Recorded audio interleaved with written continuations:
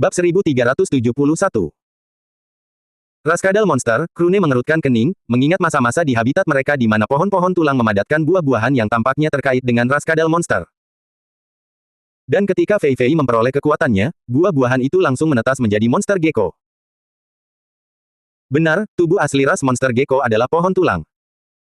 Jadi, selama masih ada fragmen yang tersisa, mereka dapat hidup kembali tak lama kemudian. Dan ini tidak menggunakan hukum apapun, jadi ini bukan sesuatu yang dapat dihancurkan oleh kultivator biasa. Ya, memang seperti itulah yang kau pikirkan. Fei Fei tersenyum menanggapi. Kau berhasil menyelesaikannya. Krune terkejut. Ini berarti apa yang dia takutkan saat berada di alam bawah telah menjadi kenyataan. Pohon-pohon tulang dapat digiling menjadi bubuk dan disebar. Kemudian, ketika bersentuhan dengan darah manusia, bubuk tersebut akan bertunas dan tumbuh menjadi pohon-pohon tulang, menghancurkan korban dari dalam. Pohon-pohon tulang akan tumbuh di mana-mana, menghasilkan monster gecko secara terus-menerus. Syukurlah, mereka berada di bawah kendalimu. Krune menghela napas lega, lalu bertanya setelah berpikir sejenak, sedikit khawatir. Bagaimana dengan mereka yang berhasil mengatasi batasan ras mereka? Mereka masih terikat padaku, sama seperti Hazak dan anak-anaknya yang setia padamu, jawab Fei Fei. Yah, dalam kasusku, lebih tepatnya aku memiliki wewenang penuh atas hidup dan mati mereka. Selain itu, genetika mereka sendiri menyatakan untuk menyembahku sejak lahir. Krune mengingat sebuah adegan di mana pohon-pohon tulang mulai bertambah banyak, menyerap nutrisi dari tanah untuk memadatkan buah-buahan yang akhirnya matang dan menghasilkan monster gecko. Dan monster gecko ini berkembang biak, tumbuh lebih kuat saat mereka memburu ras lain, menggunakan darah mereka untuk menyirami pohon-pohon tulang dan tubuh mereka sebagai bahan untuk melahirkan lebih banyak pohon tulang. Seiring berjalannya setiap tahun, area yang ditutupi oleh pohon tulang akan terus bertambah, dan segera menutupi seluruh benua. Mereka akan terus meluas seiring dengan lahirnya gerombolan gecko monster yang terus berdatangan ke segala arah, menanam pohon tulang di setiap petak tanah yang mereka injak. Karena pohon-pohon tulang bukanlah hasil dari hukum, mereka tidak dapat dibunuh menggunakan kemampuan terkenal para makhluk abadi untuk menargetkan inkarnasi tanah yang ada di seluruh alam dewa dari titik kontak. Seperti wabah, monster gecko akan menyebar hingga semua ras di alam dewa musnah. Dengan pemikiran itu, Fei Fei hanya perlu berpikir untuk mewujudkannya. Itulah sifat menakutkan dari ras ini yang justru menguntungkannya. Lagi pula, berkat kekuasaanku atas mereka, aku telah membasmi semua jejak ras monster gecko di sub-alam itu. Jadi, tidak ada orang lain selain aku yang memiliki kekuatan ini, kata Fei Fei. Ini berarti bahwa ketika marah, dia sendiri mampu menguasai seluruh kerajaan. Jangan bertingkah seolah aku menjadi menakutkan. Fei Fei memutar matanya saat melihat reaksi Krune. Hukum kelaparanmu juga mampu menghancurkan seluruh alam. Jika dilihat dari perspektif umum, milikmu bahkan lebih mengerikan. Aku tidak mengatakan apa-apa. Krune mengangkat tangannya tanda menyerah, buru-buru mengalihkan perhatiannya agar dia fokus pada pertandingan. Sejujurnya, pertarungan itu memiliki nilai yang jauh lebih besar daripada yang ditampilkan. Itu menandakan perkembangan sekte gunung dan potensi masa depannya. Lagi pula, tidak cukup hanya para tetua pendiri yang dikalahkan. Mereka akan menjadi sekte yang sukses jika mereka juga menghasilkan kultivator yang sangat kuat di generasi kedua dan ketiga. Saat ini, generasi kedua yang sedang bertempur, memperlihatkan akumulasi dan rencana mengerikan yang telah dikerjakan semua orang di belakang layar. Dan yang mengejutkan adalah bagaimana Azra menyergap Relena, menjebaknya dan kedua anak Zamura dalam bongkahan es, mencegah mereka melarikan diri. Selain itu, seiring waktu berlalu, es terus membesar dan semakin dingin, sehingga lingkungan arena juga menjadi semakin dingin, dan badai salju pun mulai bertiup. Tampak jelas bahwa monster gecko telah melancarkan serangan berantai untuk menjebak tiga tokoh kuat dan juga mengubah medan pertempuran agar lebih menguntungkan bagi mereka. Ekspresi Relena sudah membeku saat tubuhnya menjadi kaku, tak dapat digerakkan. Hal yang sama terjadi pada Zeten dan saudara laki-lakinya, bahkan energi ilahi mereka pun mulai membeku. Karena dipengaruhi oleh hukum es yang menebal dengan cepat, energi ilahi yang mengalir di meridian mereka pun mulai berubah menjadi es. Inilah alasan utama mengapa mereka terjebak. Namun, tak lama kemudian, tiba-tiba mata Relena terfokus, menatap tajam ke arah Azra. Seketika itu juga, alarm berbunyi di benak semua orang, menyebabkan mereka segera mundur ke pinggir arena, menyaksikan sosok Relena menghilang. Di tempatnya terdapat inti kecil yang seketika memancarkan energi ilahi yang dahsyat seperti bom. Semangat sejati. Gunung es itu meledak, menguap seketika saat semua es berubah menjadi kabut. Yang mengejutkan, ketika kabut beterbangan kemana-mana, tiba-tiba berhenti, dan kembali menjadi energi ilahi yang berbelok menuju tempat inti roh sejati Relena berada, dengan cepat membentuk sebuah inti. Pada saat itu juga, Relena telah meletakkan inkarnasi tanahnya dan meledakkan intinya, menggunakan ledakan itu untuk menghancurkan gunung es. Kemudian, dia memengaruhi kabut yang tercipta untuk kembali menjadi energi ilahi, menyerapnya untuk bangkit kembali seketika. Dia melakukan semua itu dalam sekejap, juga menggunakan ledakan itu untuk melukai Zetena dan saudara laki-lakinya dengan parah. Setelah mengambil wujud roh sejatinya, kemampuan Relena mencapai puncaknya saat sosoknya langsung muncul di belakang Azra, melepaskan gelombang energi ilahi. Mati! Azra! Teriak Alpha panik, menyaksikan tubuh Azra menguap seketika. Dan tepat saat dia berteriak, sosok Relena muncul di belakangnya, menyerangnya juga. Sial! Teriak Alpha sebagai respons sebelum sosoknya berubah, seketika menyebabkan pohon tulang raksasa muncul di tempatnya. Meskipun sebagian besar pohon itu menguap akibat serangan Relena, sisanya langsung beregenerasi. Astaga! Apa-apaan ini? Teriak Garguntil panik, melihat ratusan buah bergelantungan dari pohon tulang, dan di setiap buah terdapat seekor gecko monster yang sedang tertidur. Salah satu buah itu langsung matang dan roboh ke tanah, hancur berkeping-keping saat sosok Azra keluar, menyeringai sambil melompat ke arah Relena sekali lagi. Mari kita lihat berapa kali kau bisa membunuhku. Saat ini, terdapat dua pohon tulang di arena. Dari kelihatannya, buah dari kedua pohon tersebut tampaknya mampu menghidupkan kembali Alpha dan Azra. Jadi, kecuali kedua pohon tulang tersebut dimusnahkan secara bersamaan, mereka akan terus hidup kembali. Setelah melihat betapa merepotkannya mereka, perhatian semua orang tertuju pada mereka. Saudaraku, sepertinya kita masih diremehkan oleh mereka. Zetena mengerutkan kening sambil perlahan bangkit, memperhatikan tubuhnya pulih. Ketika Relena meledakkan gunung es, dia dan saudara laki-lakinya terluka parah. Mereka juga bisa saja berubah wujud menjadi binatang iblis untuk keluar dari gunung es. Mereka hanya membiarkan diri mereka terjebak untuk menghemat energi dan menunggu gunung es membesar. Hal ini agar ketika mereka berhasil keluar, ledakan yang tercipta cukup kuat untuk membunuh semua orang di arena. Namun, Relena mendahului mereka, dan justru memfokuskan sebagian besar kekuatan ledakan itu pada kedua saudara tersebut. Kepalanya milikku. Zeten mengerutkan kening, menatap sosok Relena yang melayang sebelum mengoreksi pernyataannya. Intinya milikku. Dia memang sangat berbahaya, kata saudara laki-lakinya, sambil menatap pemandangan Relena yang terus-menerus menghancurkan pohon-pohon tulang besar seolah-olah itu bukan apa-apa. Terlebih lagi, meskipun melancarkan serangan yang begitu dahsyat, dia sama sekali tidak lelah. Saudaraku, kedua domain itu, Zetlena mengerutkan kening, menunjuk kedua domain yang kekuatannya semakin bertambah di sudut arena, mereka telah mengumpulkan kekuatan selama ini. Aku akan mengurus iblis hitam. Kau fokus pada yang satunya lagi, jawab kakaknya. Jangan ceroboh lagi. Lalu dia menatap klon krune terdekat dan berkata, Tetua, sekadar pemberitahuan. Mohon tingkatkan kekuatan pertahanan arena hingga maksimal. Kau tak perlu khawatir soal itu, kata klon tersebut saat arena es tiba-tiba berubah menjadi transparan, menyerupai kaca. Zetlena menepuk lantai sambil bergumam kaget, apa ini? Ini keras sekali. Fokuskan perhatian pada lawan kita, kata saudara laki-lakinya sebelum mulai berlari menuju iblis hitam. Tunjukkan kekuatan sejati kita. Lepaskan wujud binatang iblis kita. Baiklah. Zetlena mengangguk, menghentakkan kakinya ke tanah saat sosoknya melesat menuju wilayah air yang tampaknya mampu melarutkan segalanya. Di dalam lingkup air tersebut terdapat dua kultivator yang telah berubah wujud menjadi binatang iblis. Zeten mendekatinya, melepaskan wujud binatang iblisnya, dan seketika berubah menjadi raksasa yang tubuhnya tampak terbuat dari marmer. Raksasa itu memiliki tinggi 100 meter. Dan saat muncul, bahkan tanah yang diperkuat pun mulai retak dengan cepat, membentuk kawah setiap kali dia melangkah. Raksasa marmer, itulah ras yang telah kita ciptakan, kata Zamura dengan bangga. Kau lihat, kekuatan adalah faktor yang berbeda. Tapi, jika kau sangat berat dan semua massa itu terkonsentrasi di tubuhmu, bahkan seranganmu yang biasa pun akan sangat kuat. Dia tersenyum, lalu menambahkan, kita baru mencapai puncak kultivasi tubuh standar. Dan keunggulan ras kita adalah bahkan tidak merasakan berat badan kita. Artinya, dia menyeringai, menunjuk ke tempat kejadian di mana Zatanna menghantamkan pukulan kanan lurus ke bola air, menguapkan segala sesuatu dengan kekuatan yang dilepaskan, menyebabkan supernova seketika dari medan gaya yang dihasilkan, menghasilkan ledakan yang mengerikan.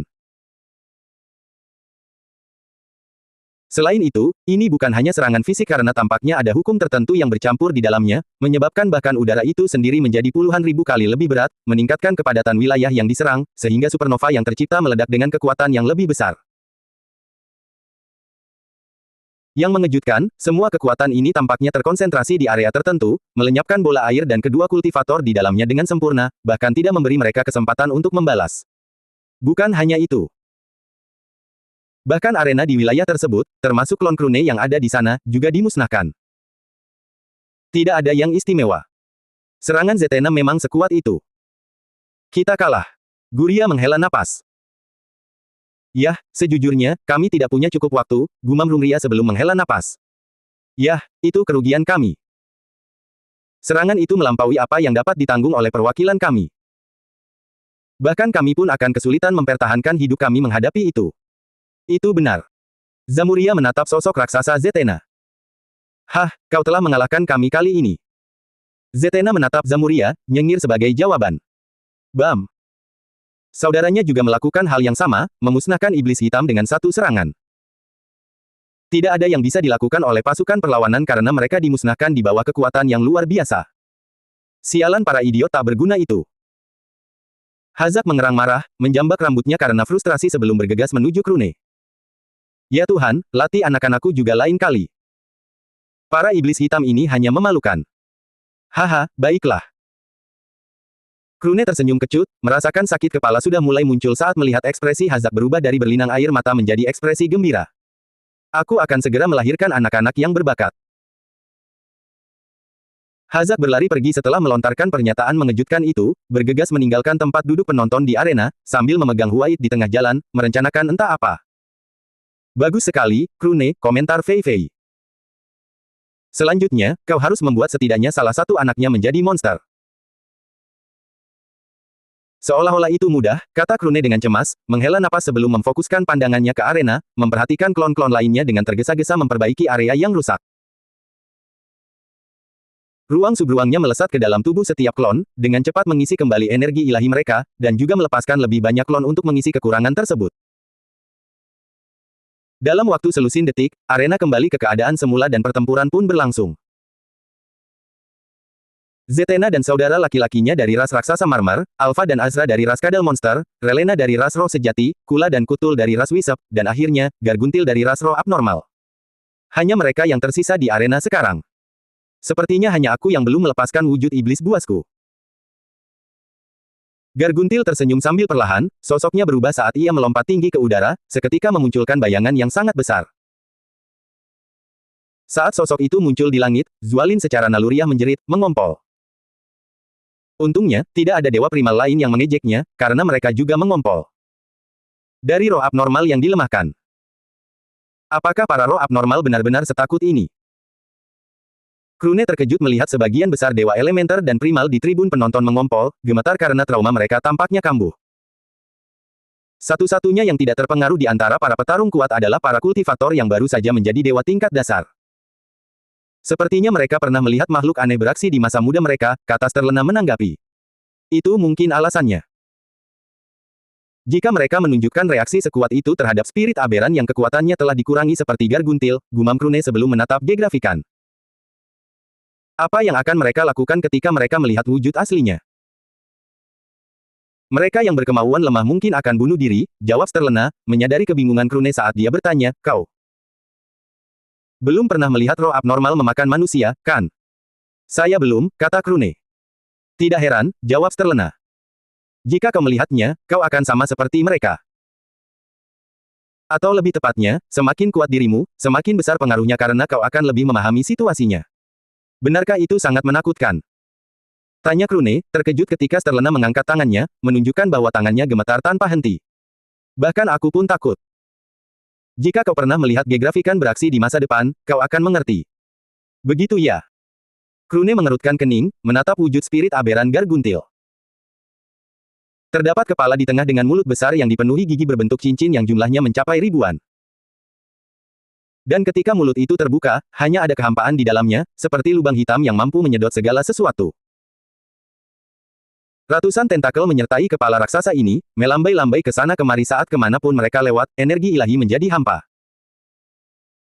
Itu adalah entitas kolosal, membentang ratusan meter, memancarkan aura menyesakkan yang menyebabkan inkarnasi spiritual setiap orang merangkak sebagai respons. Absurd surgawi. Untuk pertama kalinya dalam sejarah, makhluk abnormal surgawi muncul di alam dewa. Haha surgawi Aa Beran. Zualin mengeluarkan busa dari mulutnya, dan segera pingsan setelah itu. Adegan ini menggelikan karena dia begitu kuat sehingga dengan mudah mampu menghancurkan Garguntil, yang baginya seperti semut. Namun saat ini, sosok perkasa ini telah pingsan hanya dengan melihat semut itu. Bahkan Faunkil, dewa primal pemutus abadi yang terkenal kejam, pun tak berbeda, nyaris tak mampu mencegah dirinya pingsan. Dan itu pun hanya berkat energi mentalnya. Jika tidak, dia juga akan pingsan. Seorang dewa tingkat dasar tidak tahan lagi, hampir saja bunuh diri dan kemudian bangkit kembali setelah beberapa abad, ketika Gegrafikan berteriak, mengapa kalian para ahli bereaksi berlebihan? Anakku hanyalah seorang kultivator kecil. Bukankah memalukan bahwa para ahli seperti kalian memperlakukannya seolah-olah dia menakutkan? Tidak, dia tidak menakutkan. Kau yang paling bodoh pun bisa mengalahkannya hanya dengan kentutmu. Diam. Teriak Faunkil sebagai balasan. Kau tidak akan bicara seperti ini jika kau pernah melihat spirit aberan beraksi sebelumnya. Baru setelah berteriak ia menyadari kepada siapa ia berbicara, butuh beberapa saat untuk mencerna apa yang telah terjadi, lalu pingsan tak lama kemudian. Roh abnormal itu marah. Gegrafikan ingin menepuk dahinya, tetapi setelah mengingat sejarah rasnya, dia menghela napas, menyadari bahwa ketakutan mereka memang beralasan, aku seharusnya tidak pernah berubah wujud di hadapan mereka. Tubuh Garguntil yang merupakan aberan surgawi bersinar dengan berbagai warna sebelum serangan tak terhitung jumlahnya dilancarkan ke segala arah, masing-masing terdiri dari berbagai hukum. Tidak ada teknik khusus di baliknya, dan hukum-hukum tersebut juga tidak digabungkan dalam bentuk apapun. Itu hanyalah serangan-serangan paling sederhana yang diterbangkan kemana-mana sebagai proyektil. Ini adalah serangan terkenal dari ras spirit aberan, gumam Sterlena. Proyektil hukum. Apa fungsinya? Tanya Krune. Jika salah satu proyektilnya termasuk dalam hukum api, maka dimanapun ia mendarat akan berubah menjadi hukum api, kata Sterlena, mengangguk setuju dengan pemikiran Krune. Ya, setiap serangan darinya mirip dengan menyiapkan inkarnasi tanah. Roh abnormal dapat dengan mudah mengubah setiap wilayah.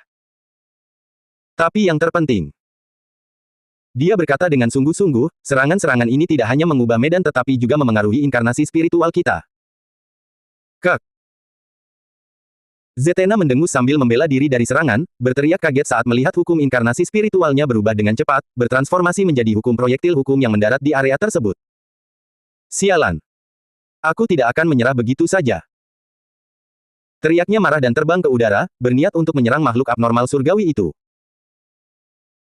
Namun tiba-tiba, ribuan proyektil hukum menghantam tubuhnya yang besar, menghancurkannya menjadi kepingan-kepingan hukum yang tak terhitung jumlahnya, dan langsung menghancurkan inkarnasi spiritualnya.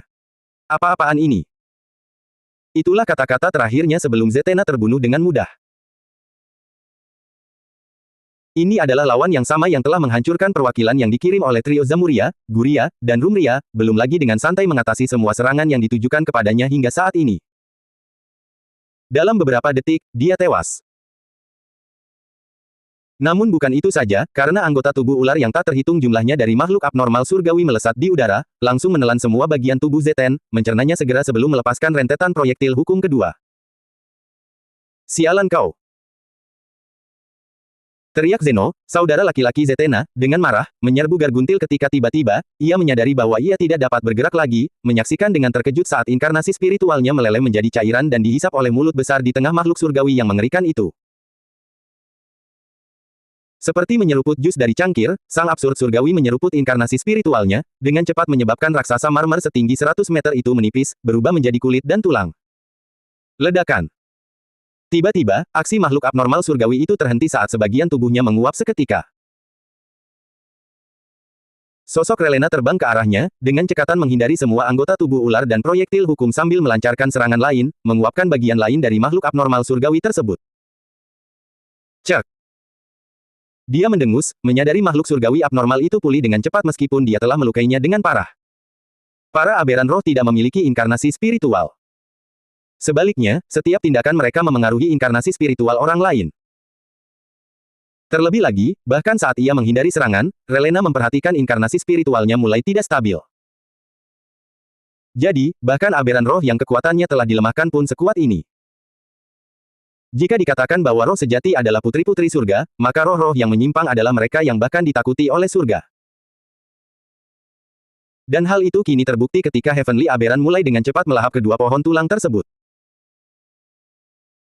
Hal ini terjadi meskipun pohon-pohon tulang berusaha menancapkan akarnya di tubuh Heavenly Aberran, tetapi tampaknya seluruh tubuh Heavenly Aberran mampu melahap, karena akar-akar pohon tulang tersebut lenyap begitu bersentuhan dengan tubuh Garguntil. Adapun Garguntil, dia tidak akan melepaskan target sebesar itu, mencengkeram kedua pohon tulang yang tak tergoyahkan untuk mulai melahapnya dengan cepat. Sialan! Teriak Alpha sambil berubah menjadi wujud Supreme Monster Gecko, bergegas melarikan diri dari tempat itu sementara Azra melakukan hal yang sama. Kita telah kehilangan banyak fondasi kita, gerutu Azra dengan marah sebelum menepuk tanah, menanam pecahan pohon tulang di sana, dan tersenyum melihat akarnya menyebar dengan cepat. Dia segera menghindari hujan proyektil hukum, berkeliling arena menanam sebanyak mungkin pecahan pohon tulang, mempersiapkan sebanyak mungkin cara kebangkitan sambil menyaksikan Alpha melancarkan serangan ke arah makhluk abnormal surgawi. Namun, meskipun serangannya sangat kuat, seiring lapisan es di tubuh Heavenly Aberran terus berkembang, setelah beberapa detik, lapisan es itu dengan cepat diserap ke dalam tubuh Garguntil. Jangan gunakan hukum apapun dalam seranganmu. Garguntil akan melahapnya, kata Azra sambil melepaskan kekuatan es yang ada dalam darahnya, perlahan mulai membekukan makhluk surgawi yang abnormal itu. Namun, itu tidak banyak berpengaruh karena Heavenly Aberran menembakkan proyektil hukum api yang tak terhitung jumlahnya, mengubah seluruh arena menjadi lautan api, yang membakar dengan menyerap energi ilahi di sekitarnya. Panas ini dengan cepat mencairkan es mereka, dan mulai membakar pecahan pohon tulang yang ditanam di tanah. Sialan, ah!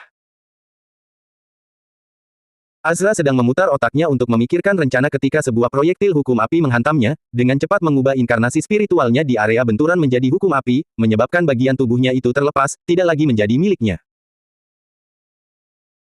Kerusakannya serius karena Azra tidak mampu menyembuhkan dirinya sendiri tepat waktu, dan tiba-tiba dihantam oleh proyektil hukum api. Sial! Teriak Alpha sambil terus menghindar, memperhatikan pecahan pohon tulang yang mereka tanam hancur satu demi satu saat berubah menjadi material yang kaya akan hukum api. Hah! Teriak Zeno, melayangkan pukulan dengan seluruh kekuatannya, menghancurkan seluruh tubuh Garguntil hingga lenyap. Hah! Ia terengah-engah kelelahan, setelah menghabiskan sisa kekuatannya, ketika tiba-tiba, ia terkejut melihat anggota tubuh Garguntil yang menyerupai ular masih utuh. Anggota tubuh itu menusuk tubuhnya saat ia berteriak, "Ah!" Mengaum. Makhluk absurd surgawi itu melahap tubuhnya untuk dengan cepat terbentuk kembali di udara, memperhatikan beberapa pohon tulang yang berhasil tumbuh kembali, meskipun lautan api mulai melahapnya. Adapun Relena, dia menyerangnya tanpa henti, menghancurkannya terus-menerus. Sayangnya, makhluk surgawi abnormal itu dengan mudah melahap material melimpah yang kaya akan hukum api, dengan cepat memulihkan tubuhnya. Gegrafikan. Tiba-tiba Krune menghampirinya dan bertanya, di mana inkarnasi tanah Garguntil? Apa yang telah terjadi? Gegrafikan bertanya dengan heran. Aku harus menyelamatkannya, kata Krune. Mata Gegrafikan membelalak kaget sebelum menghela napas pasrah, kaulah monster di antara kita. Kemudian dia memberitahukan lokasi tersebut kepadanya, sambil berkata, tolong pastikan putra saya tidak mengalami masalah apapun. Tentu, kata Krune sambil mengirim beberapa klonnya ke lokasi tempat Garguntil meninggalkan inkarnasi daratnya untuk dihidupkan kembali nanti. Sialan! Alpha berteriak putus asa, saat ia dicengkeram oleh salah satu anggota tubuh ular dan langsung dimakan setelahnya. Segala sesuatu adalah bahan bakar baginya, Relena mengerutkan kening, terus-menerus menghancurkan makhluk surgawi abnormal yang beregenerasi dengan cepat dari bagian tubuh terkecilnya, menyerap hukum api yang melimpah yang telah diubahnya menjadi arena tersebut. Astaga! Tiba-tiba, Relena berteriak panik ketika inkarnasi spiritualnya mulai meleleh saat mulut raksasa makhluk surgawi abnormal itu terus mendekat kepadanya. Perlahan, ia semakin mendekat sementara kekuatan serangannya terus melemah.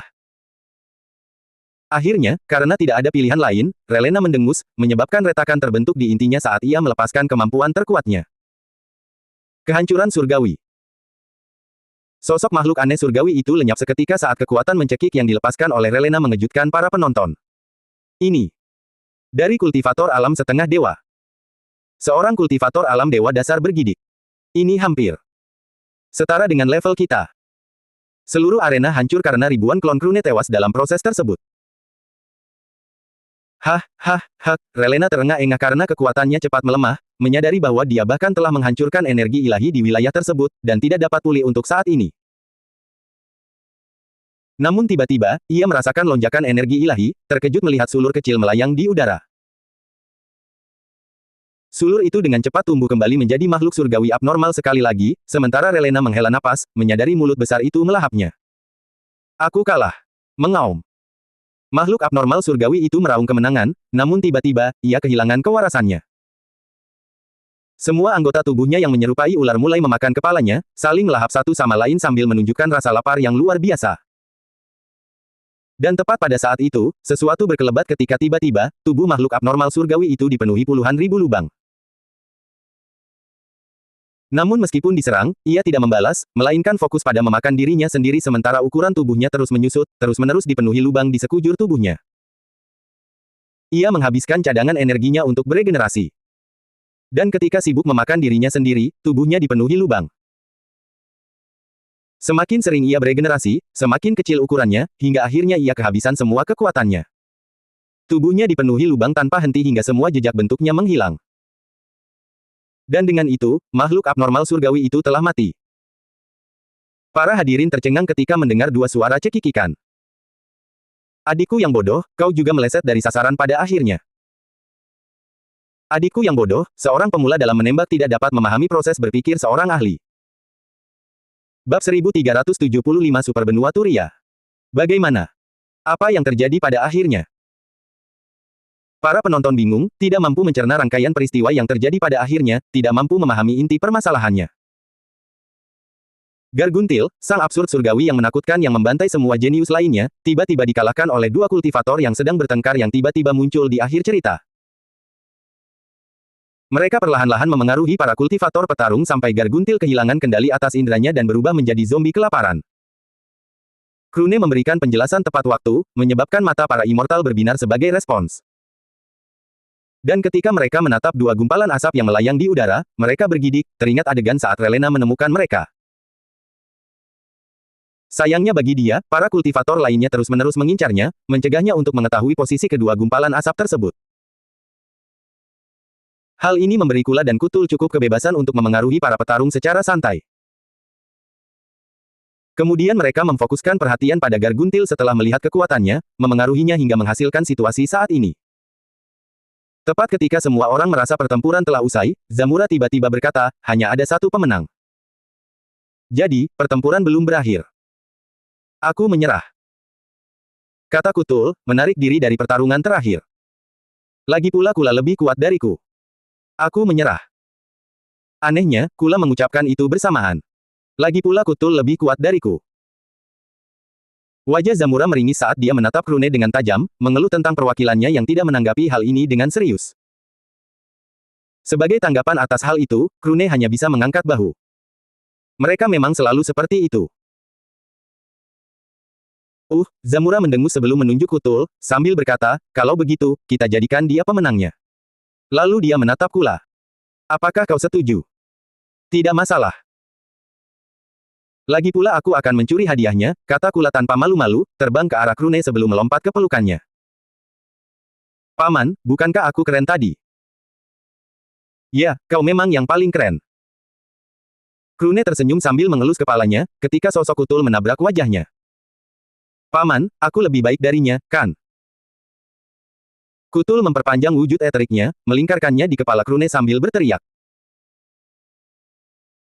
Ya, jawab Krune saat kedua gumpalan asap itu masing-masing bertengger di sebelah telinganya sebelum menghujaninya dengan argumen. Melihat kaki Krune sedikit gemetar karena sakit kepala yang dialaminya, Fei Fei tertawa sebelum mengangguk ke arah Zamura. Benua super ini akan segera berakhir. Baiklah, Zamura mengangguk sebelum mengumumkan kepada semua orang. Hari ini menandai hari yang kurang baik di mana benua super kita akhirnya akan selesai terbentuk. Dan berdasarkan perintah yang diberikan oleh ibuku, telah diputuskan bahwa pemenang pertempuran ini akan berhak untuk memberi nama benua super kita. Apa? Krune terkejut mendengar itu.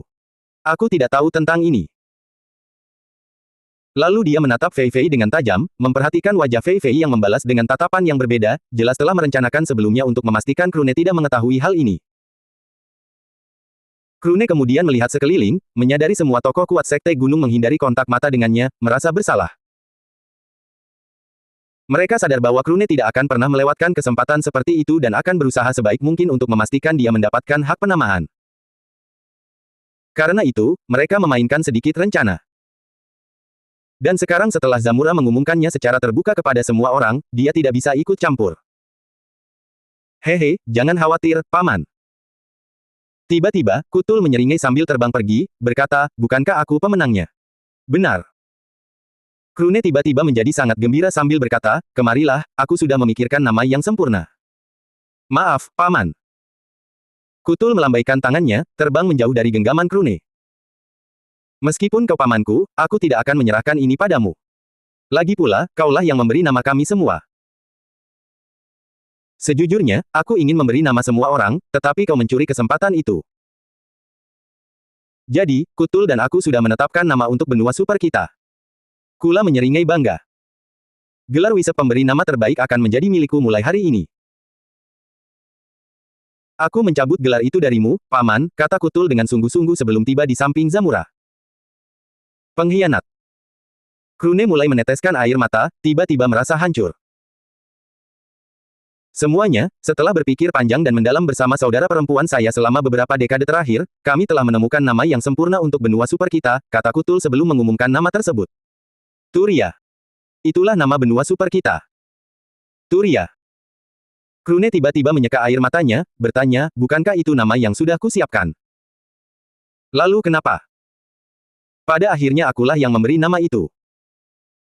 Kutul menatap Krune dengan penuh percaya diri. Terima kekalahan, Paman. Selera penamaanku lebih baik daripada milikmu. Bukankah itu nama yang sama persis? Semua orang ingin membalas. Turia. Turia. Para penonton mulai menggumamkan nama itu. Sejujurnya, itu tidak terlalu buruk. Lagi pula, nama itu pendek dan mudah diucapkan, sehingga dengan mudah masuk ke dalam lidah kerumunan saat mereka mulai meneriakkan nama benua super mereka secara bersama-sama. Turia. Mereka yang menyaksikan kejadian itu dari rumah mereka pun mulai meneriakkan hal yang sama. Turia. Bahkan mereka yang berkeliaran di alam liar pun mendengar teriakan itu, yang anehnya digaungkan oleh energi ilahi dari benua super tersebut. Ledakan. Tiba-tiba, terjadi fluktuasi energi ilahi yang kuat di udara, menyebabkan semua orang merasa sangat bersemangat, menandakan selesainya pembangunan benua super tersebut. Dan segera setelah itu, puluhan sosok mistis muncul di udara, masing-masing memiliki kekuatan yang setara dengan Dewa Purba. Roh Tanah. Mereka semua adalah roh tanah dari benua super tersebut ketika mereka mengumumkan secara serentak, mulai hari ini, kami adalah warga benua super Turia. Inilah identitas dan rumah kami. Dan Sekte Gunung akan menjadi penguasa sah super benua Turia untuk generasi mendatang. Dan mengikuti kebiasaan benua pendahulu kita, Zamuria, Rumria, dan Guria, kita akan menunjuk anak paling berbakat yang lahir di masa depan sebagai Turia, perwakilan super benua kita. Ledakan. Tepat saat mereka menyatakan hal itu, terjadi ledakan besar energi ilahi saat energi langit dan bumi berbelok ke satu titik, memadat menjadi entitas aneh. Ini. Krune langsung terengah-engah, merasa tegang karena merasa seolah-olah inkarnasi spiritualnya sedang dihancurkan.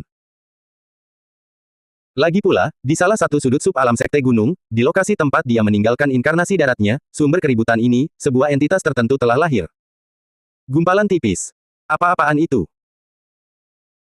Bahkan roh-roh tanah pun terkejut melihat fenomena mistis seperti itu, lalu mereka berubah menjadi garis-garis cahaya untuk menuju ke alam sub-Sekte Gunung. Saat salah satu klonnya sudah berada di lokasi kejadian, Krune memasuki ruang subruangnya dan menyebabkannya masuk ke dalam klon tersebut. Dan begitu pintu masuk ke ruang subruang terbuka, dia keluar dari sana, menatap fenomena mistis itu sementara tubuhnya bergetar. Paman, apa yang sebenarnya terjadi? Aku tiba-tiba merasa lemas. Kata Kula sambil jatuh tersungkur ke tanah. Adapun semua roh halus dan roh sejati yang tadinya bermain dengan riang di area ini, kini semuanya tergeletak di tanah, gemetar, dalam posisi tunduk. Dan di tengah kekacauan itu terdapat bola energi yang dahsyat, yang mengembun membentuk inti yang sangat kecil. Ini. Apa-apaan ini? Bahkan Sterlena pun terkejut, menyadari bahwa dia pun merasakan keinginan untuk bersujud di hadapan makhluk itu. Saat semua orang tiba di lokasi kejadian, mereka tersentak kaget, menyaksikan aliran energi ilahi yang pekat berbelok ke pusat pusaran, dan semua orang merasakan bahwa bahkan hukum benua Turia pun kini mengalir ke dalam masa yang berputar itu.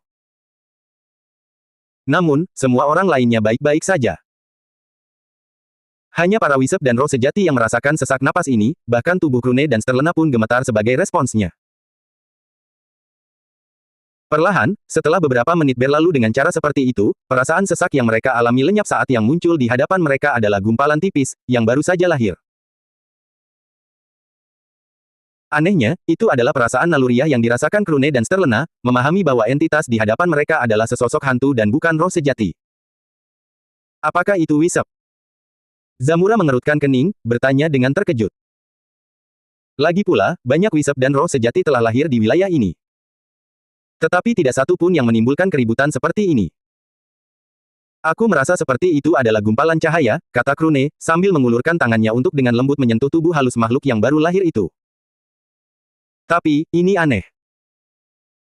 Lagi pula, ketika jarinya menyentuh tubuh makhluk itu, Krune bergidik tanpa alasan, secara naluriah bersujud di tanah.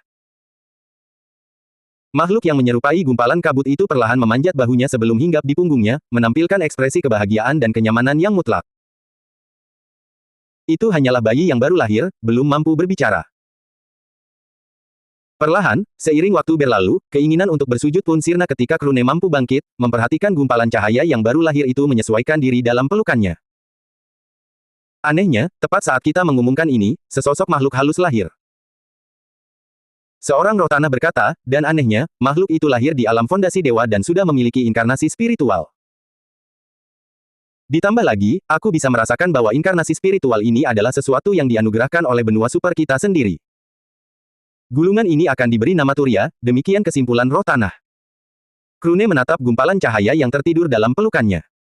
Gumpalan itu tidak berbeda dengan gumpalan cahaya lainnya sekarang. Lalu, ada apa dengan kehadiran tadi? Dia tidak dapat melihat perbedaan apapun meskipun telah menggunakan berbagai cara untuk menyelidiki Turia, dan akhirnya menghela napas sambil menyerah. Siapapun dia, aku akan mengetahuinya di masa depan.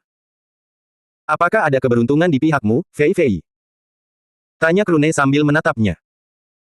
Turia memang memiliki inkarnasi spiritual. Mengenai apa yang mampu dilakukannya, aku belum bisa menyelidikinya saat ini. Inkarnasi itu masih dalam proses pembentukan, jadi penyelidikan yang berlebihan akan merusaknya. Jadi, aku akan menyelidikinya di lain waktu. Fei Fei menjawab, sambil menarik kembali indera ilahinya. Namun, saya merasa dia secara intrinsik terikat dengan wisep dan roh sejati, setidaknya berdasarkan fakta bahwa dia dilahirkan dari inkarnasi tanah Anda dan dapat menunjukkan beberapa bentuk pengaruh pada kedua ras Anda, Fei Fei menyimpulkan. Baiklah, aku akan mengurusnya, kata Krune sebelum berkedip kebingungan, lalu bertanya pada Fei Fei, apa yang membuatmu berpikir Turia adalah perempuan? Yah, kenapa tidak? Fei Fei tertawa menjawab. Turia adalah nama yang cocok untuk perempuan. Yah, jika pada akhirnya dia ternyata laki-laki, tidak ada yang berubah. Kita anggap saja dia Relena kedua. Meskipun memiliki nama perempuan, Relena adalah seorang laki-laki. Karena ada presedennya, Turia tidak akan kesulitan menerima nama mereka di masa depan.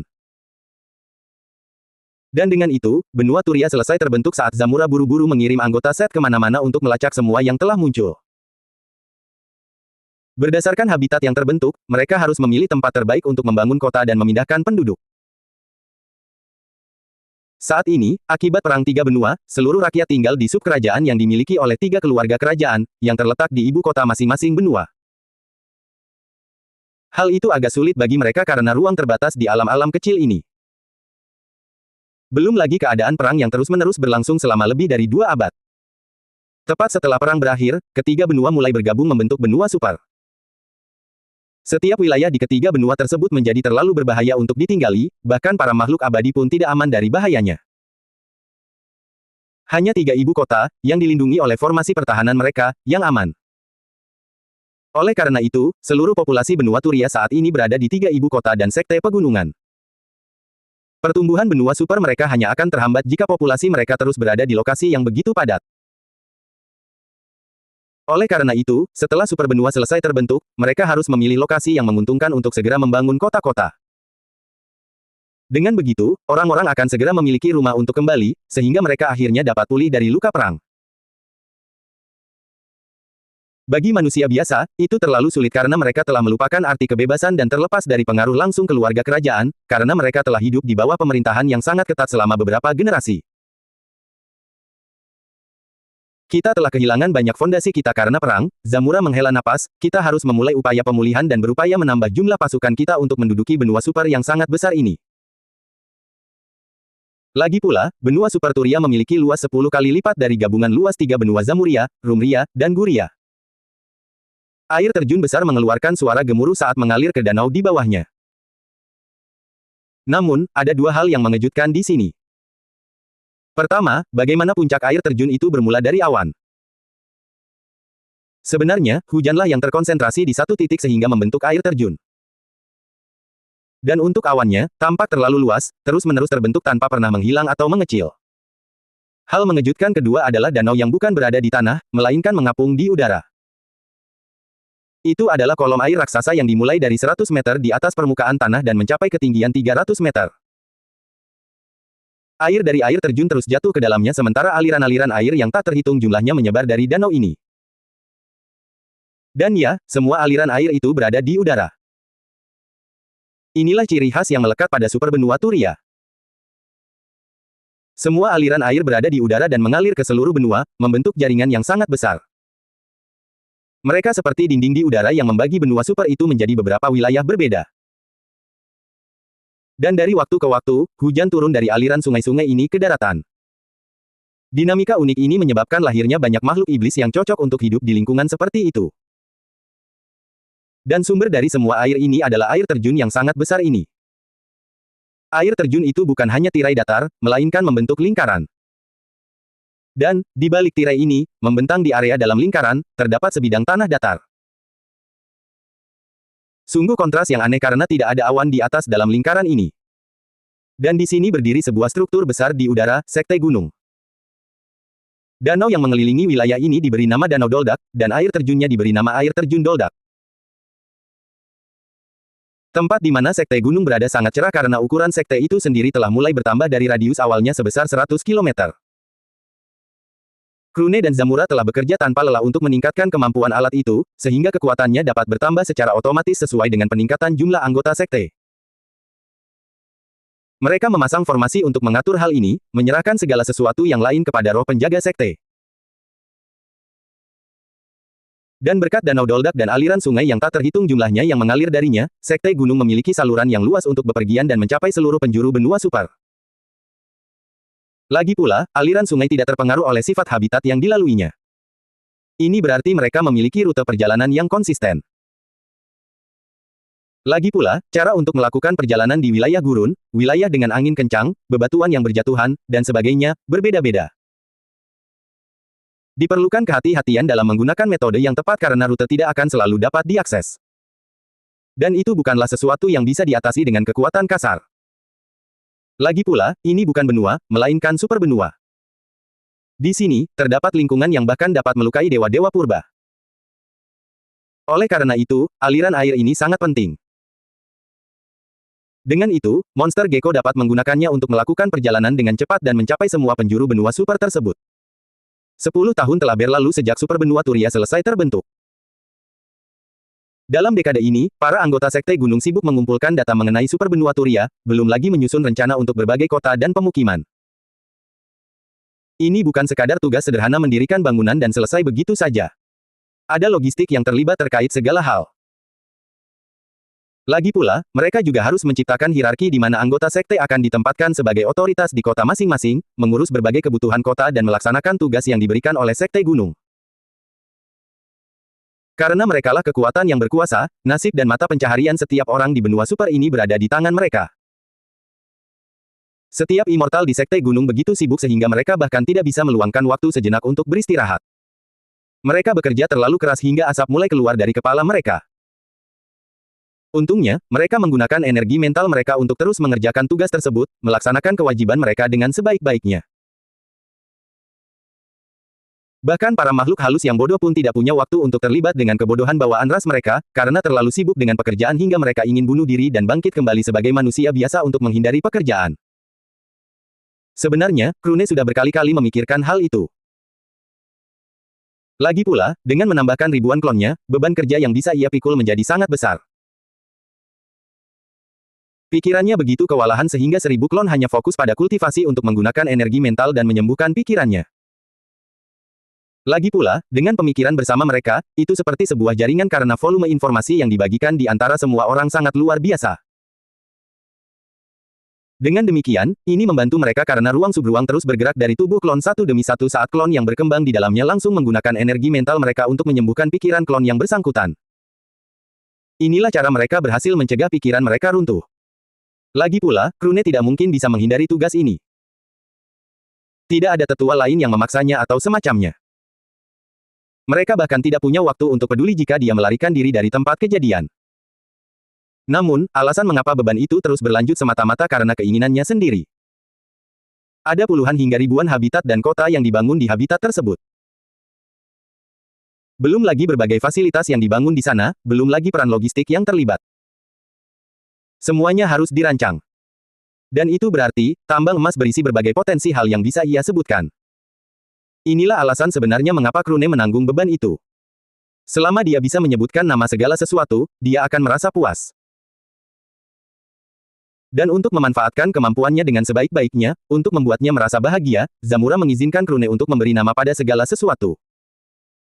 Itulah alasan utama mengapa pekerjaan mereka berjalan begitu cepat. Jika tidak, tanpa Krune, mereka akan membutuhkan waktu 10 kali lebih lama untuk mencapai apa yang telah mereka selesaikan saat ini.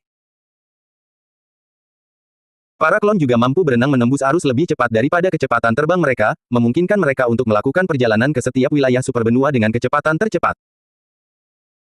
Dan ini memungkinkan Krune untuk pertama kali memperhatikan wilayah-wilayah aneh yang telah terbentuk. Tunggu, mengapa wilayah-wilayah di benua super ini mencerminkan kemampuan kita? Itulah yang dirasakan Krune, saat menatap wilayah tempat energi mental dipancarkan secara alami. Baru 1 dekade berlalu, jadi belum mungkin untuk menjelajahi seluruh benua super itu sepenuhnya. Lagi pula, bahkan dengan kecepatan maksimalnya, Krune membutuhkan lebih dari 1 dekade untuk pergi dari satu ujung benua super ke ujung lainnya. Super benua memang sangat besar. Bahkan benua Zamuria sendiri pun sangat besar. Jika bukan karena susunan teleportasi yang dipasang di setiap kota, perjalanan akan sulit dan memakan waktu. Dan sekarang, mereka menghadapinya secara nyata di benua super yang luasnya terlalu besar. Maka untuk itu, Zamura mencetuskan ide yang brilian. Untuk setiap wilayah, ia akan menunjuk satu orang abadi untuk wilayah tersebut. Orang abadi itu akan sepenuhnya bekerja membangun sebuah kota di wilayah tempat ia dan keluarganya akan memerintah di masa depan. Dan di antara penduduk biasa, mereka akan diberi pilihan untuk memilih kota-kota tempat mereka akan pindah setelah kota-kota itu selesai dibangun. Bahkan saat kota-kota sedang dibangun, manusia fana dapat ikut serta dan membantu. Dengan cara ini, mereka akan memiliki rasa memiliki terhadap kota masing-masing, sama seperti para abadi yang membangunnya dari awal. Selain itu, terdapat banyak sekali ras binatang iblis di Sekte Gunung. Oleh karena itu, mereka mulai membagi benua super tersebut menjadi berbagai bagian di mana setiap ras binatang iblis akan tinggal dan mengembangkan adat istiadat serta tradisi mereka sendiri. Hal ini akan memungkinkan mereka untuk meningkatkan keunggulan rasial mereka lebih jauh, memperkuat ras masing-masing. Meskipun Krune khawatir bahwa pengaturan ini akan menjauhkan ras binatang iblis satu sama lain, Zamura meyakinkannya bahwa selama mereka bergabung dengan Sekte Gunung untuk berlatih, apa yang dikhawatirkan Krune tidak akan terjadi. Karena semua makhluk abadi berasal dari Sekte Gunung, dengan ajaran dan lingkungan di sana, berbagai ras binatang iblis akan memiliki hubungan yang harmonis. Tentu saja, gesekan akan ada di mana-mana. Dan Sekte Gunung pun tidak terkecuali. Lagi pula, sekte itu telah berkembang terlalu cepat dan agak tidak stabil. Namun, menyelesaikan masalah-masalah seperti itu juga termasuk dalam tugas para tetua karena mereka berupaya memastikan suasana sekte mereka seharmonius mungkin. Saat ini, selama penjelajahannya, salah satu klon Krune menemukan wilayah tempat energi mental diproduksi secara alami. Hal yang membuatnya merasa aneh tentang tempat ini adalah banyaknya makhluk aneh yang berkeliaran di mana-mana, struktur-struktur tidak wajar yang terus berubah bentuk, ukuran, rupa, dan sebagainya. Tempat itu menyerupai mimpi buruk seorang manusia. Lagi pula, tempat ini berhubungan dengan pikiran. Dan ketika Krune menyelidiki daerah tersebut, dia terkejut menemukan bahwa beberapa pikiran orang-orang yang tinggal di benua super itu diserap oleh benua super tersebut dan dipindahkan ke lokasi ini. Dan di sini, mereka mengambil bentuk yang terkait dengan pikiran masing-masing, yang bersifat tidak menentu. Terlebih lagi, mereka seperti kekuatan alam, sehingga jika klon Krune memasuki tempat itu, pikirannya akan hancur dan dilahap oleh berbagai keanehan di wilayah tersebut. Zona mimpi demam. Krune memberi nama itu, menyelidiki tempat tersebut sedikit sebelum menyadari bahwa tempat itu terlalu berbahaya. Tempat ini baru muncul setelah super benua selesai terbentuk. Jadi, mereka tidak siap menghadapinya. Krune mencatat detail mengenai wilayah tersebut dan menggunakan klon yang ditempatkan di sebelah Fei Fei untuk mengirimkan semua informasi kepadanya. Melalui energi mental, mereka mampu mentransfer ingatan. Jadi, klon tersebut langsung mengirimkan semua informasi mengenai wilayah itu kepada Fei Fei. Dan dengan itu, Fei Fei mulai mempersiapkan formasi untuk menyegel zona mimpi demam. Setelah urusan sekte gunung stabil, mereka akan memutuskan untuk menyelidiki wilayah ini lebih lanjut. Tetapi sampai saat itu, terlalu berbahaya untuk membiarkannya begitu saja. Setelah Fei Fei selesai merancang formasi untuk menutup tempat itu, sejumlah klon Krune mulai memasang formasi tersebut, menutup tempat itu. Dan setelah selesai, sebagian besar klon memasuki ruang subruang, melakukan perjalanan ke area lain di mana mereka dibutuhkan. Sementara itu, klon yang tersisa bertindak sebagai pengintai, terus melakukan perjalanan sambil mencatat detail mengenai berbagai zona dan wilayah yang telah muncul. Yang mengejutkan, beberapa ras asli juga lahir. Mengenai bagaimana mereka lahir, Krune tidak mengetahuinya. Lagi pula, ketika ia menemukan daerah-daerah tersebut, ia sudah menemukan kelompok-kelompok kecil dari ras-ras tersebut yang tinggal di sana. Dia tidak mengganggu mereka, hanya mengirimkan isinya ke Sekte Gunung. Sekte Gunung kemudian akan mengatur cara untuk secara bertahap mengintegrasikan ras-ras tersebut ke dalam kelompok mereka. Selama sebagian dari mereka menjadi murid Sekte Gunung, itu sudah cukup. Dan di masa depan, ketika mereka menjadi cukup kuat, mereka akan menggunakan tabungan mereka untuk menghidupkan kembali kampung halaman mereka, membangun sebuah kota di sana. Secara bertahap, seiring semakin banyaknya ahli yang muncul dari ras mereka, kota asal mereka pun akan tumbuh dalam kekuatan, ukuran, dan populasi. Apa ini? Saat para klon terus melakukan perjalanan semakin jauh ke dalam benua super, salah satu dari mereka tiba di tempat yang aneh, tempat yang membuat mereka merasa sangat nyaman. Tempat ini. Krune keluar dari ruang subruang, merasakan wilayah tersebut karena dia bisa merasakan hukum tempat itu, memperhatikan dengungan samar dari inti wisepnya. Tempat ini cocok untuk dihuni oleh wisep. Selain itu, ia memperhatikan susunan hukum di wilayah tersebut, dan mengamati bahwa hukum-hukum itu agak mirip dengan inkarnasi tanahnya. Myriad Wisep Spiritual Incarnation. Dengan kata lain, wilayah ini adalah wilayah yang paling cocok untuk melahirkan wisep secara alami dalam jumlah terbesar. Haha, kurasa alam dewa kembali menerima para wisep. Krune tersenyum, menyampaikan kabar itu kepada semua wisep saat mereka semua menggunakan ruang subruangnya untuk tiba di lokasi tersebut, berseru gembira begitu merasakan suasana harmonis yang memenuhi kebutuhan mereka. Paman, tempat ini yang terbaik. Kula berteriak kegirangan. Mari kita bangun rumah di sini, kata Kutul sambil tersenyum gembira. Tempat ini 1000 kali lebih baik daripada tempat terpencil di sub-alam sekte gunung itu. Memang benar, Krune tersenyum. Kita akan membangun kota khusus untuk ras kita di sini. Kota wisep pertama di alam dewa. Bab 1379. Kota wisep pertama di alam dewa. Saat Krune mengungkapkan pemikiran ini, semua orang menjadi bersemangat. Lagi pula, tempat yang eksklusif bagi ras mereka, di mana habitatnya sangat cocok untuk kelahiran dan kelangsungan hidup mereka, adalah alasan untuk dirayakan. Dan, mereka ingin memberikan yang terbaik untuk memastikan tempat ini menjadi yang terbaik bagi semua wisep. Dengan itu, Krune mulai merenung, tenggelam dalam pikiran, bertanya-tanya struktur apa yang harus ia bangun di tempat itu untuk memastikan tempat tersebut memenuhi kebutuhan para wisep secara maksimal. Pertama, para wisep suka bermain. Jadi, harus sedemikian rupa sehingga wisep yang baru lahir dapat banyak bermain dan tetap berkembang melalui itu, gumam Krune, berdiskusi dengan Kula dan Kutul, yang tertua di antara wisep lainnya. Paman, setiap rumah sebaiknya memiliki taman, lebih baik lagi taman di Pulau Terapung. Kita semua suka memasak dan membuat barang-barang, jadi ini sangat diperlukan, saran Kula. Di sisi lain, adanya batasan itu menyebalkan. Jadi, sebagian besar tempat pembangunan seharusnya terbuka untuk diakses oleh semua orang, tambah Kutul. Oleh karena itu, mari kita buat rumah-rumah seminimal mungkin dan tingkatkan aktivitas-aktivitas menyenangkan lainnya. Aku juga memikirkan hal yang sama. Krune mengangguk sambil mengeluarkan lempengan logam, melelehkannya menjadi cairan sebelum membentuknya, menciptakan struktur dan tata letak umum. Ini bagus, kata Kula. Tapi masih ada yang kurang. Ya, aku juga merasakan hal yang sama, jawab Kutul. Ini tidak menyenangkan. Lalu, Krune teringat sesuatu, menatap aliran air yang lewat di atasnya, menyeringai sambil melakukan beberapa perubahan pada tata letak. Bagaimana dengan ini? Wah, ini pasti seru banget. Seru Kula dan Kutul bersamaan. Kalau begitu, mari kita mulai. Krune membangkitkan energi ilahinya, menciptakan berbagai material dari udara kosong. Semua material itu terkondensasi dari berbagai hukumnya, seperti hukum kayu, tanah, logam, es, dan sebagainya.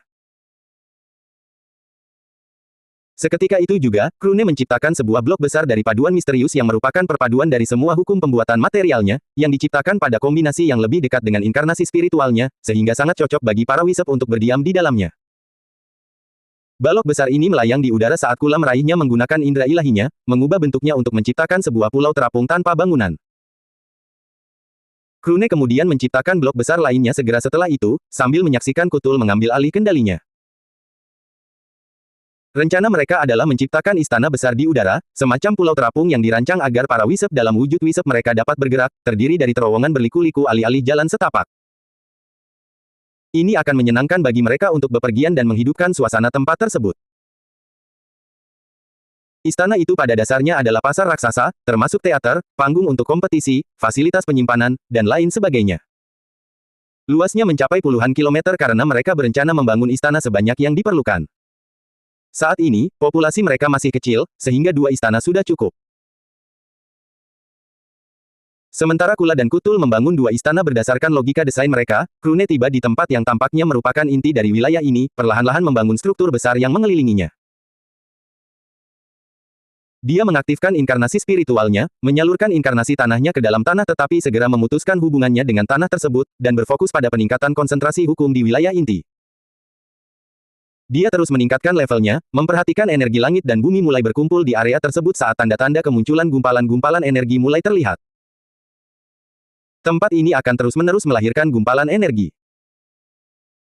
Ini akan menjadi jantung kita, gumam Krune, sambil menciptakan bangunan pelindung di sekitar tempat itu, memastikan tidak ada bahaya yang akan menimpa wilayah inti ini.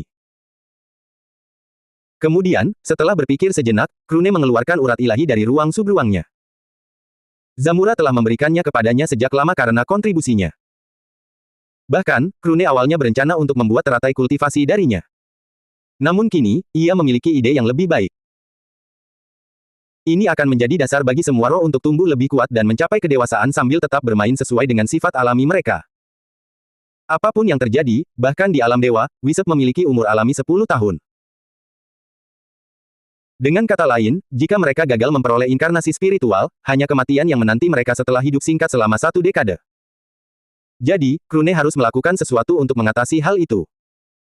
Dia sudah lama memikirkannya, memikirkan tentang inkarnasi spiritual yang dapat diwarisi secara alami oleh para wisep. Kelahiran Turia telah memberinya wawasan ini. Lagi pula, dia dilahirkan di alam fondasi dewa, memiliki inkarnasi spiritual. Fondasi suatu ras menentukan tingkat kultivasi bayi saat lahir. Untuk ras yang lemah, tingkat kultivasinya akan berada di alam penolakan mortal. Sebagian besar ras dengan fondasi yang cukup kuat akan melahirkan bayi di alam penggabungan dewa. Namun, melahirkan seseorang dengan tingkat kultivasi di alam fondasi dewa adalah hal yang tidak masuk akal. Hanya para jenius paling cemerlang yang dilahirkan dengan kultivasi di alam fondasi dewa. Tentu saja, Turia adalah contohnya. Tetapi bahkan jika seorang bayi lahir di alam fondasi dewa, ia hanya akan menjadi kultivator biasa. Ia tidak akan memiliki inkarnasi spiritual. Dan seperti kultivator lainnya, mereka harus secara bertahap menciptakan inkarnasi spiritual mereka sendiri atau bergantung pada buah iblis unggulan untuk membantu mereka mencapai hal itu. Baik, seperti berbagai harta karun yang telah kubuat, aku bisa melakukan hal yang sama di sini juga. Krune tersenyum. Lagi pula, dia memiliki Turia di sisinya, contoh terbaik untuk dijadikan referensi, sesosok misterius yang lahir dari inkarnasi spiritual. Dengan begitu, Krune mulai sepenuh hati fokus pada tugas ini, terus-menerus mengganggu Fei Fei untuk menggunakan inkarnasi spiritualnya dan mencari celah dalam rencananya, perlahan-lahan menyempurnakan idenya.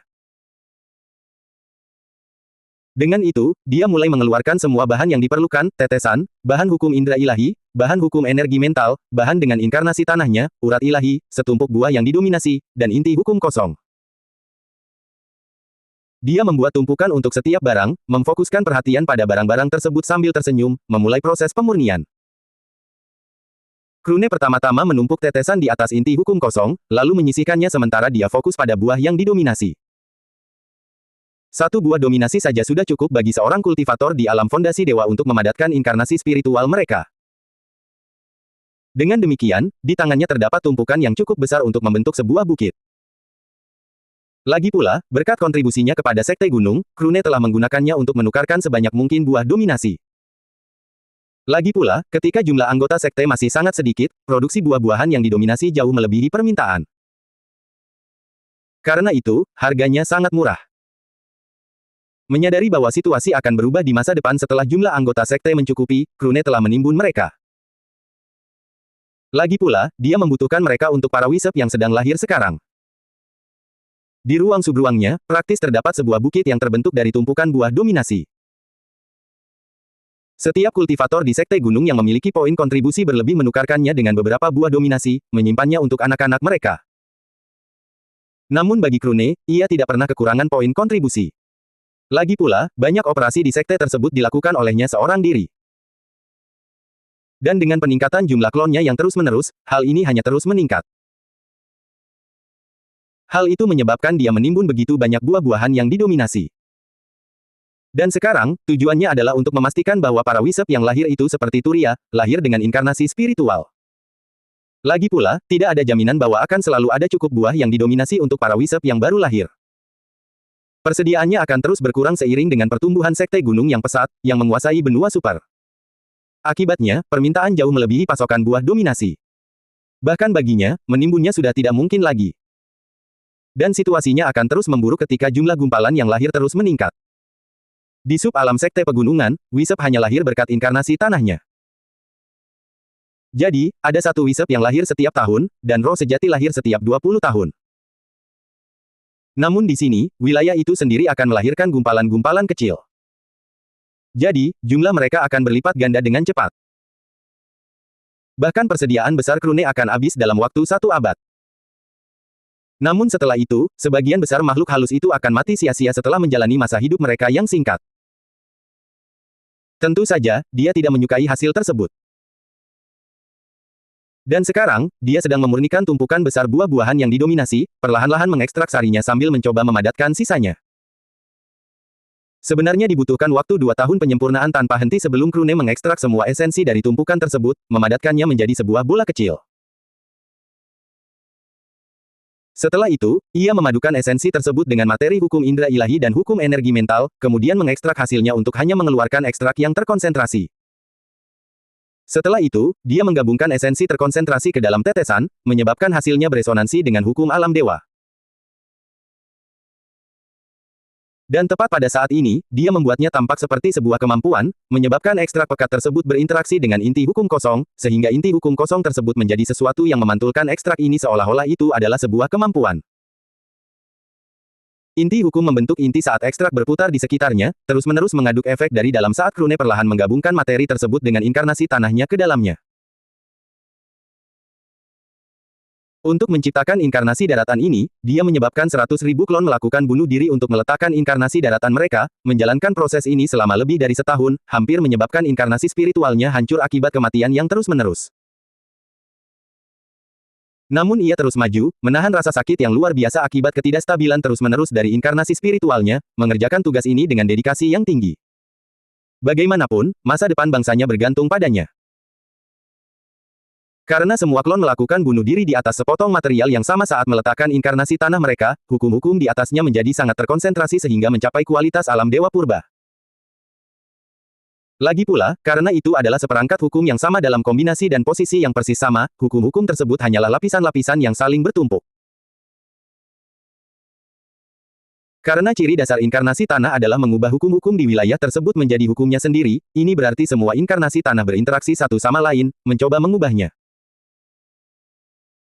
Karena mereka hanyalah replika satu sama lain, mereka mulai menyatu secara otomatis, meningkatkan kualitas setiap hukum yang membentuk inkarnasi tanah. Seiring waktu, kualitasnya melampaui alam ujian dewa miliknya, mencapai alam dewa dasar dan akhirnya naik ke alam dewa primal. Namun setelah beberapa waktu berada di level ini, tidak ada lagi perubahan dalam kualitas hukum tersebut, yang menyebabkan Krune memahami bahwa ia telah mencapai batas metode ini. Jika kualitas hukum tersebut meningkat lebih jauh, maka akan memicu pembentukan sebuah benua, dan ia akan menjadi intinya. Karena hal itu tidak diperbolehkan di benua super yang sudah ada di tempat yang sama, maka inilah batas yang bisa dia capai. Dengan napas tertahan, Krune menggabungkan materi tersebut dengan inkarnasi tanahnya menjadi ekstrak pekat, menyaksikan produk akhir perlahan menyatu. Tepat sebelum selesai, dia memasukkan urat ilahi ke tengah, tepat di tempat inti hukum berada, menyatukan keduanya. Ledakan. Seketika itu, seberkas cahaya menjulang ke langit, memancarkan aura yang menyesakkan. Namun bagi para gumpalan cahaya itu adalah aroma, sentuhan, suara, sensasi, dan sebagainya yang menyenangkan. Para wisep itu rileks seolah berada dalam pelukan ibu mereka karena pancaran cahaya saat Krune menatap piring kecil yang muncul di hadapannya.